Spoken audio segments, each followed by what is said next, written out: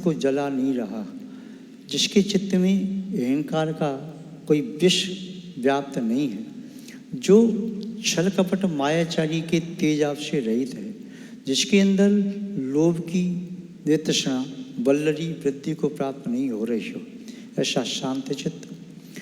आचार्य भगवान कुंदकुंज स्वामी जी ने समय सार में लिखा है कि ज्ञान एक ऐसी चीज है जिससे आत्मा को तुष्टि पुष्टि संतुष्टि मिलती है।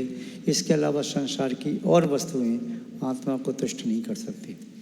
पवित्रता, जब चित्त विषय कसायों से रहित होता है तब चित्त में पवित्रता आती है। देह की शुद्धि तो नित्य की जाती है, वस्त्रों की शुद्धि, स्थान की शुद्धि बहुत करते हैं, व्याकरण आदि के माध्यम से अपनी वचनों की शुद्धि भी करते हैं, किंतु चित्त की शुद्धि विषय वासनाएं कषायों को छोड़ने पर संभव है। तो जिसने अपने चित्त की शुद्धि की है वे निस्संदेह जीवंत है। और अंतिम बात है आनंदम मिति तत्वतः, जो तत्व का चिंतन करते हुए आनंद का अनुभव करता है।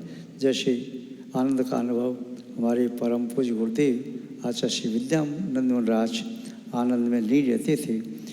55वीं मुनि दीक्षा जयंती के अवसर पर उनसे निवेदन किया, महाराज अपना अनुभव बताओ। उन्होंने 2 शब्द में 2 वाक्य में एक ही बात कही थी, अब तक मैं आनंद से जिया, आज भी आनंद में जीवन जी रहा हूँ और आगे भी मैं आनंद में जीवन और समाधि को प्राप्त करूँगा।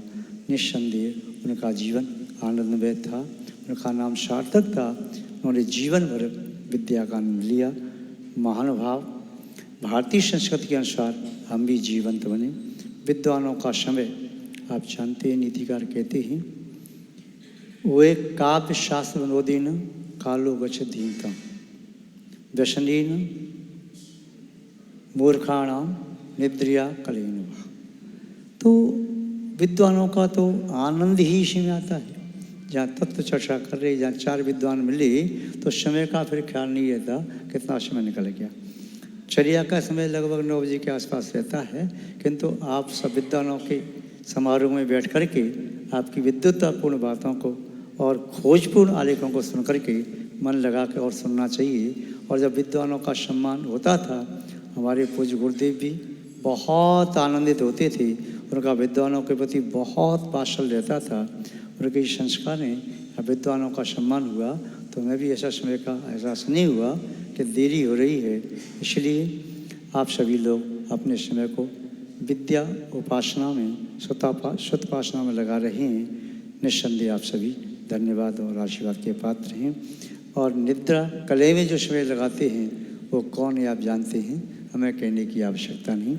आप सबके लिए एक बार पुनः अंतरात्मा से आशीर्वाद देते हुए अपनी शब्द श्रृंखला को विराम देते हैं।